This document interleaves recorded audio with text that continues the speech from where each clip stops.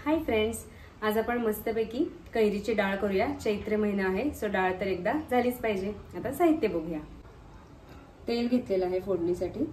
त्यानंतर इथे कढीपत्ता, 2 लाल मिरच्या, 2 हिरव्या मिरच्या, किसलेली कैरी ही मी तोतापुरी घेतलेली आहे, सालीसकट किसलेली आहे। साधी कैरी गावठी घेतली तर शक्यतो साल काढून किसायची। बारीक चिरलेली कोथिंबीर, 1 वाटी हरभऱ्याची डाळ भिजवून घेतलेली आहे साधारण 4 ते 5 तास आणि पाणी काढलेले आहे। आता फोडणीसाठी आपल्याला लागणारे जिरे, हळद, हिंग आणि मोहरी। आता आपण सुरुवात करूया।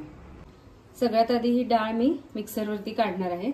मिक्सरचं मीडियम साईजचं जे भांडं असतं त्यात घ्यायचं, म्हणजे एकत्र करून घ्यायचं।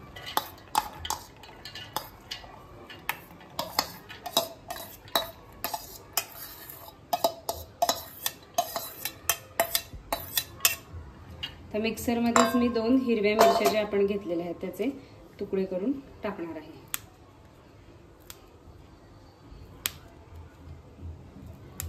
आणि 1 चमचा मीठ।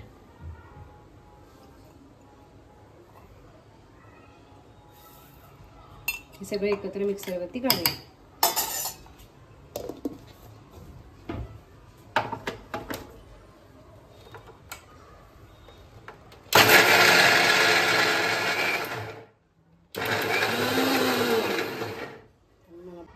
सो आता आपण बघूया ही कशी झाली आहे। हे बघा, एकदम पण पेस्ट नाही करायची, थोडीशी डाळ राहिली तरी चालेल। जरा भरड अशी आपण करून घेतली।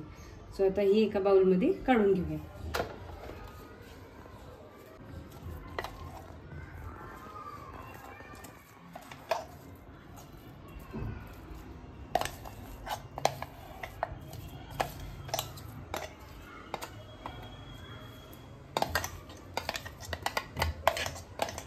सो ही सगळी डाळ काढून घेतली की आता आपण याच्यामध्ये किसलेली कैरी घालणार आहोत।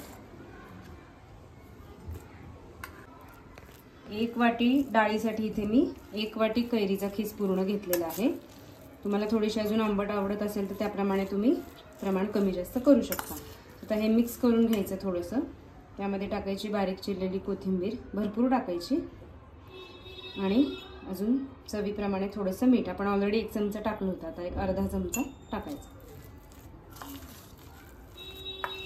इथे तोतापुरी कैरी मुद्दाम मी घेतलेली आहे, म्हणजे याला साखरेची गरज नाही। ही आपली डाळ छान मिक्स करून घ्यायची आणि वरनं फोडणी घालायची। आता आपण फोडणीसाठी मी एक छोटा पॅन इथे घेतलेला आहे। साधारण 2 ते 3 चमचे टेबलस्पून मी इथे घेतलेले आहेत। सगळ्यात आधी मोहरी टाकूया,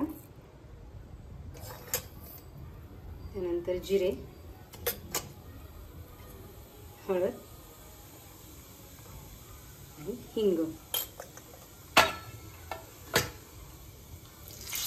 कढीपत्ता, 2 लाल मिरच्या।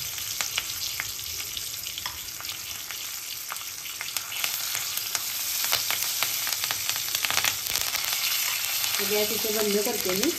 मिरच्या पण कलर बदललेला आहे मिरच्यांचा आणि पूर्ण फोडणी आपली तडतडलेली आहे। तर ही गार गरम जशी हवी तशी तुम्ही याच्यावरती ओतू शकता।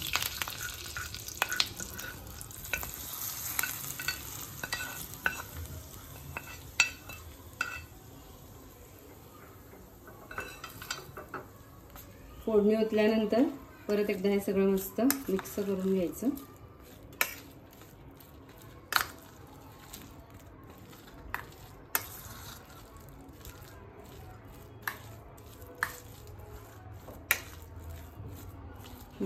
छान मिक्स केलं की इथे रंग चांगला येतो हळदीचा।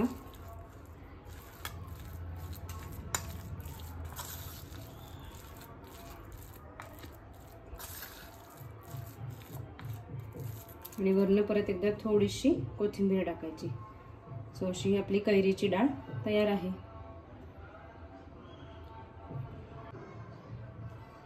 सो चैत्र महिना आहे तर कैऱ्या मस्त आलेल्या आहेत बाजारात। डाळ नक्की ट्राय करा आणि मला सांगा कशी झालेली आहे। लाईक, शेअर आणि सबस्क्राईब करा। Thank you, bye.